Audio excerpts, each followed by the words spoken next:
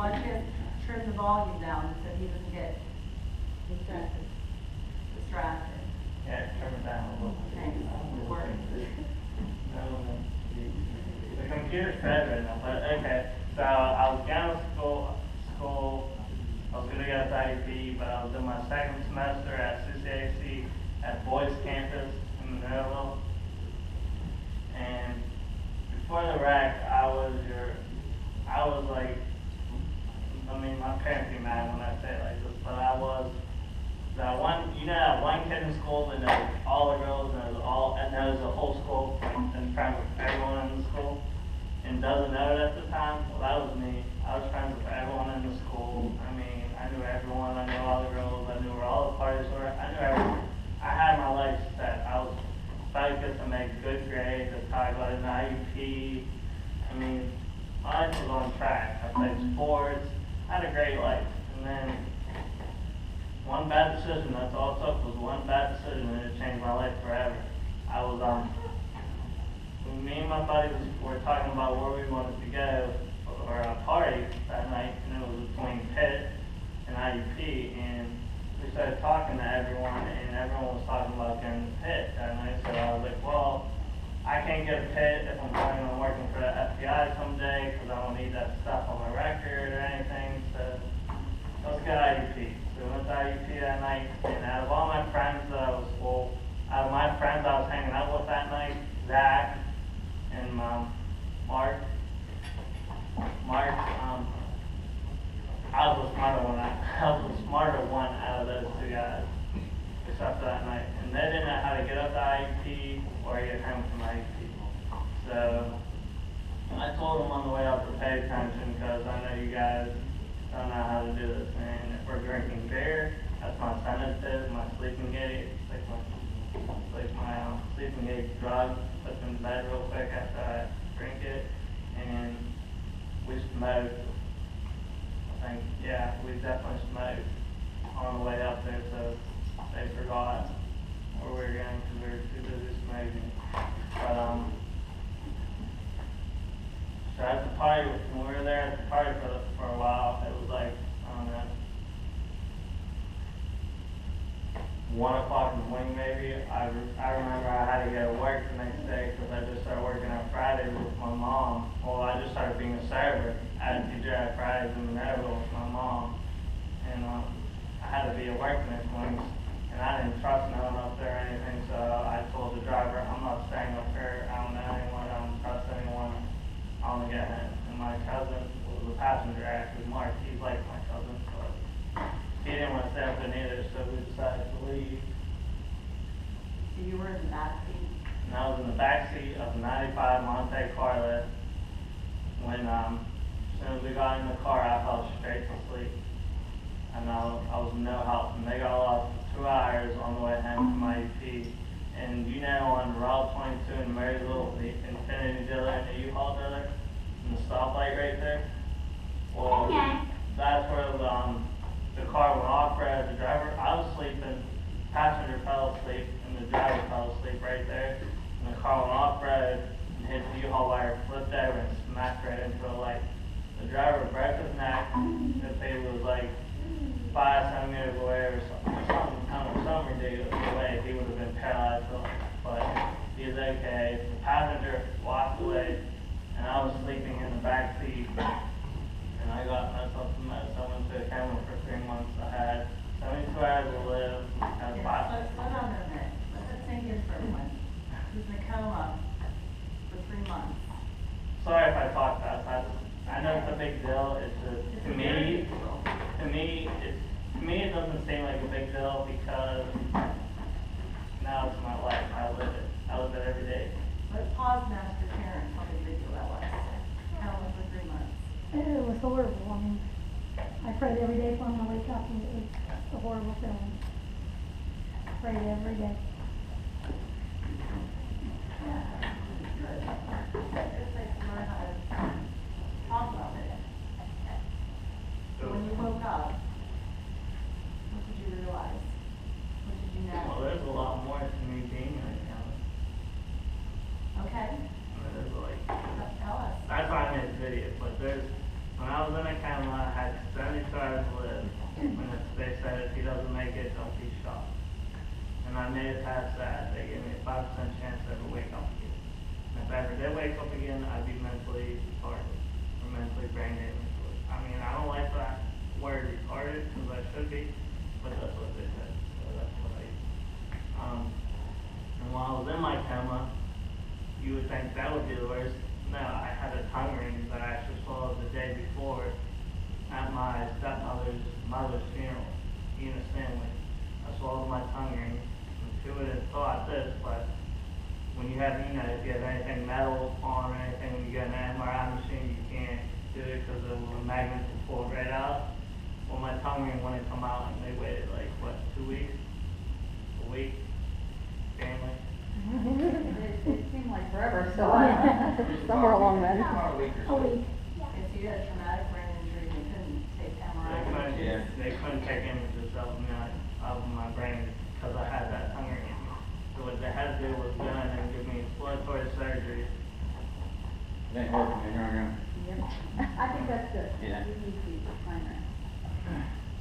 Well, they gave me exploratory surgery, and then while they were doing exploratory surgery, getting the refer, they had to go and give me a colonoscopy to get rid of my tongue. They had to go up, which I'm not proud of. Everyone knows what a colonoscopy is, but I'm not proud of that. But I was sleeping the thing called. And in the meantime of them doing that, they accidentally tore a small part of my small intestine. Right? A small intestine, so they tore a small part of me. And I started bleeding internally and I almost died from the loss of blood. One day my stepdad and my pop-pop were in my room and they were looking over my bed and they noticed that my heart rate was dropping. Right? The blood pressure was My blood pressure was dropping.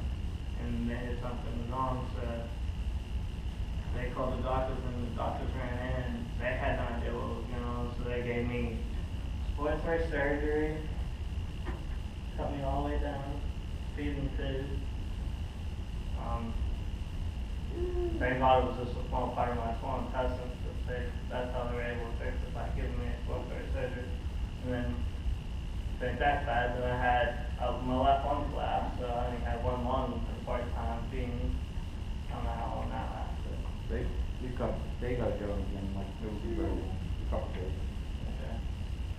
So I go back to them because they were there. This is the part that they don't, because I was sleeping, so I don't know that it's all that great.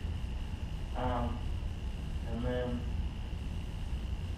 well, I had my left lung collapse, I had exploratory surgery, and I had two metal splints in my head to drain the fluid from my brain. Because I guess he likes to say I look like Frankenstein.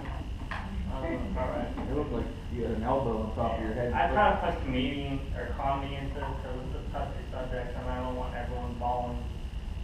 That first day when we went in to see you, it looked like he had. Mike, why don't you come up here? Nah, Bill, this is you. Why don't you tell us more? I'll keep chiming in if I think you need me. But okay, that was it. Hold on. I got off You topic. suffered the injuries and procedures while you were asleep. Well, yes, I was sleeping for 3 months and all this happened while I was asleep. And on the outside, you have a network of family and friends who are just praying, waiting. And there's some of them right there right now. There is a lot of My help. stepdad, my mom, my sister, my half sister, and Jen, my cousin Shelby. And Dana. Nah, I was gonna do. No, Jamie. I was trying to remember Jamie's name. And Dan, and then Aunt Giggy. Her name's Aunt Ken, but I call her Aunt Giggy. But they were all there, and I come from a huge family, so I have a lot of people there. And I had all my friends at the time there. And that's another thing people don't know. That's how you know who your real friends are. Because your real friends will stay with you and come to your side and be with you no matter what happens to you. And they were there when it first happened and I first woke up. So I mean, I guess I can blame on the age I was at the time. We all kind of went off our separate ways. And I don't talk to one of my old friends at all. I have all new friends. I don't talk to anyone who needs to talk to. And then, so after all that trauma in the hospital, I woke up at Children's Institute. I abbreviate everything because my trait, I don't sound the best. I feel like I don't sound the same anymore, so I abbreviate stuff. So when I say CI, I mean children. So when I was at CI and I woke up, they said, oh wait, I didn't even get a CI yet. Well, I'm in Life backtrack care. on the life care first. This is where they found out that, this is where I made my finger move, as Steve was telling you earlier. That's where I did the first command I ever had to do. Yeah, they wanted you to respond on command. What was happening, he would move his body, like his body would move like crazy. Voluntary. But it was involuntary, it wasn't like he was doing anything, you know, and they said that was no good, and it's just him moving was nothing. I mean, he would move, like, the whole time, even from the beginning, he would kick his legs, and he would move his arms, and, but it was nothing that they said was, you know, Purposeful. what they needed it to be, yeah. And then, and we got to the point where I remember the lady, she said, you go out and look for an old folks home for him to be in until he would die. That's basically what they told us. So we went, you know, we went out and looked, me and Kayla went and looked, remember Kayla? We went and rode around and looked and but the next day, they were like, they called us upstairs, like, they said, everybody come up, you know, something happened. We were like, wow, you know, yeah, we went upstairs and, he was strapped in this big chair. They used to strap him in this chair, it was like a therapy chair, and they would like move his body, you know, move him around, try to get him to respond. Well, they would say, Billy, lift, he's still nothing, but they would say, Billy, lift up your finger, and he would just lift his finger up like this, that's it. And they said, well, that's all they needed. There was a big change, it was, you know, it was a sign he could hear, he was listening, you know, he was responding. So, it went from going to an old folks home to going to CI. Yeah. When I went to CI, and they said that was on Easter week, I woke up. I did a command. That's when that was. But to me, I didn't wake up to the middle of the night. That's when I actually came around and I got my head back. Like I knew what I was doing. And the weird part is I woke up in the hospital bed and I was in this crib basically with a mesh net around me because they were afraid I would try to walk and I didn't know how to walk. I guess I forgot or You could fall out of bed and hit your head. you lost the ability to know what you did. So I was in a crib. I was basically caged in this crib. And I woke up, my pop-up sitting in the chair next to me. I just woke up and I like knew what was going on. Like I don't know why. I just kind of looked up and said, "Hey, like everything was fine." Like I didn't get it. I just thought I was sleeping a really long time. I thought I was late for work. I didn't understand what was going on or nothing. So that first week I woke up, I used to beat myself up when no one would look because I was trying to wake up. I thought I was sleeping and I didn't want anyone to think I was crazy. So I'd slap myself in the face and stuff and say, wake up, wake up. And after a week of doing that, I finally realized that this is life. You know, this is what I have to live for the rest of my life. And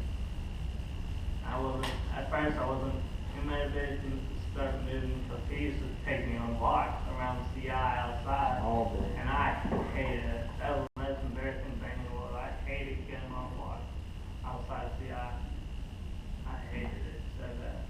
But I finally realized when I started seeing my friends come and visit me that this wasn't who I am, this isn't my life, I need to get out of here. And my one friend in particular that made me actually change and get motivated to leave CI was, her name was Angela Scadina. She was like my best friend in the world. That goes that we had the best relationship families ever had with their best friend. And after I saw her, I called her up one day and she answered and she started crying because she thought I was gonna forget who she was. She didn't think I'd remember her or nothing. But I got her to come down and visit me and she came down the next day. And after I saw her, I had to get out. That's when I knew this isn't for me. This isn't who I am. I gotta get out of here. I can't do this anymore. The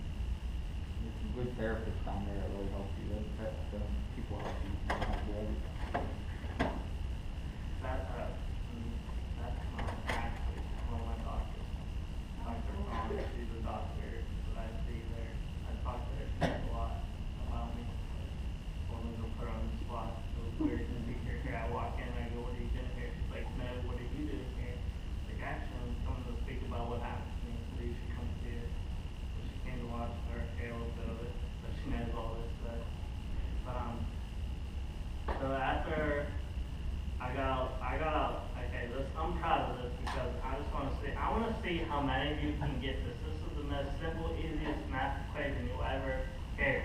But there are so many people that can't get this, and it's amazing. I'm not trying to pick on anyone here. If you don't get it, I'm just saying it's amazing how many people forget simple math. Okay? I got out June 2nd, 8 days before I turned 19. What piece of information do you not need to know in that problem? What's he talking about? I got out of the hospital June 2nd, Yes. 8 days before I turned 19. What piece of information do you not need to know in that? Like, when's my birthday? We all know that. I know you all know it, 'cause your family better know that. We stopped celebrating it, because you're too old. I'm a D20. You told me, I still can't remember, that's how bad I am with numbers. See? I'm not picking. I don't know, I'm just kind of proud of that because So what is it? I mean, what's the equation? Oh, 2 plus 8 Oh. equals 19. All right. Right, 2 plus 8. Yeah, right? Yeah, English, I like English. I like Or an English question will be math. Make the word call, I like words. Okay, Billy, why don't we pause for a second, because of the time, get people who are in the audience here to support you, even people who are not your family, especially people who aren't your family, who are meeting the first time. You know what, I'd do better if you guys asked me questions. I think so too, I think. Just ask me questions, whatever you want to know, I'll tell you, because I have a long story. Billy, I have to tell you something, a lot of things are listening to you in this context versus in like a very one-on-one setting. And Molly, I couldn't help so many times thinking,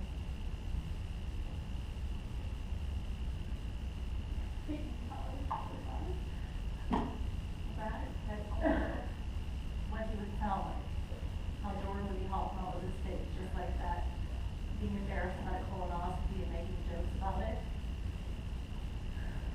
It would be a lot the same, I think. I see similarities. We had family.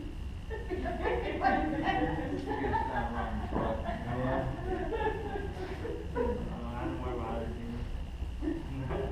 My head short. Sue, it makes me wish so desperately that I would have known.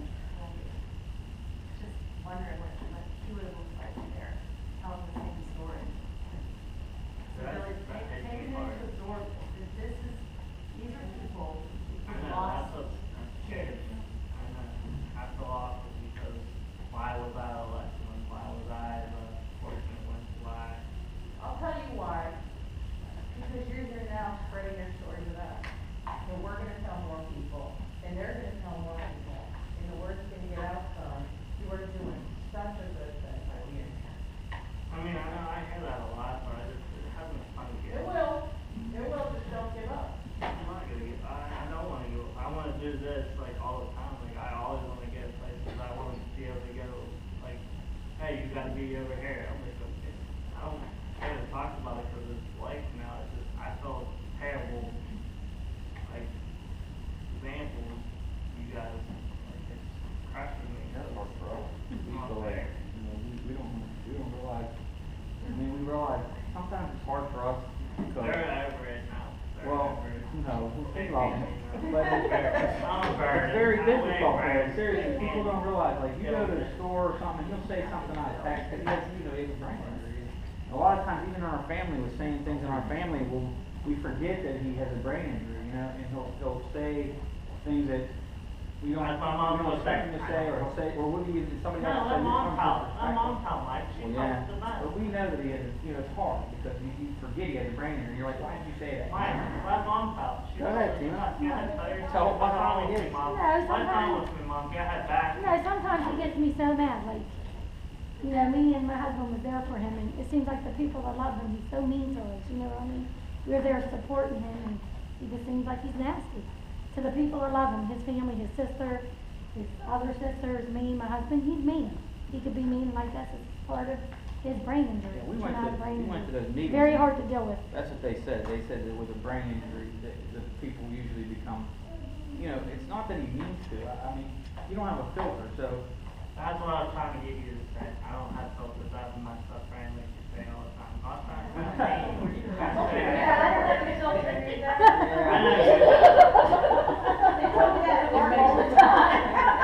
Well, imagine that though, with having somebody like that where you get mad at them and you don't realize. But why the you're point being could mad, be, you know? I couldn't be here, you know. That's That's true. what you need to That's what we need to remember. That's what you should look at. You're right. Not Yeah, when the fact when that my husband I finds have a out, brain. you know, Getting frustrated. with him, then we realize, wow, he's a miracle. Yeah. Like you said, a lot of very. You're over it. You guys are It's over sad. it. It is. But Billy has a miracle, tell everybody. There's one thing you gotta remember. You are a miracle. Yeah, I'm just not trying to let it like. You gotta keep telling yourself that you're here to You should be not. Math lovers, it is time to head back to the gym, so please finish up on the problem that you are currently working on. You and your math partner, please head back to the gymnasium at this time. Thank you. No, but you gotta still tell. Don't be Yeah, afraid I to just tell. want to get, like, I don't know, I just feel, it's just, like, I'm comfortable talking about it and stuff, and I don't mind to talk about it, but this is my life, I'm not gonna hide it, it's what, who I am now. You did it first though for a while. You didn't want to. Yeah, I have hate that. to do that. I You don't hated like when we what I said was. traumatic I mean, brain. really? Yeah, we said Okay, it. I'll be honest with everyone, I don't like my life right now. I don't like where I'm at. I'm 25, I should be working for the FBI right now, and I'm not. I don't have a job, I do not, this is what I'm trying to do for now on. This will Maybe be, this is This your is way to get a honorable. life in the FBI wasn't. Yeah. maybe, This is where you're meant to be. It's an honorable thing though. It really is. It's a good. You're here, you got a story to tell. I wanna get out for the whole Well, when, state. it's like, you learn to walk with me, stuff like that. Yeah. You know, I'll be honest with you, I've lived in 30 years. And I didn't see too many cities. I wish I could. You need to spread your story. I'm trying to sell fresh stuff and Starfish was a threat. That's what we're trying to talk about. I mean, I was on this website, called Meet Me. I faced it in MySpace, like really like a dating website. So I mean, I posted, I went on there and just posted stuff about my videos. Like I'd ask people like, hey, check out this video, and it was my short. I have two versions. I have my long version right here, and then I have a short version, which is 8 minutes and 9 minutes long. It just tells you my side. It doesn't have my parents. So you have to go on YouTube. See, don't watch my two short versions. That's just me. And then the Pittsburgh, that's me Oh, don't watch that. and Don't watch that, please. No, don't watch that. That's That's more why I of us just encourage playing you that's not around. to my watch channel. My channel stuff or channel That was 412 about to get on. WTF Pittsburgh on YouTube. Those are videos. WTF.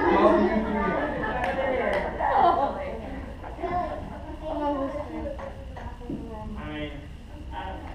I want to do something fun with my life that I enjoy because I really enjoyed.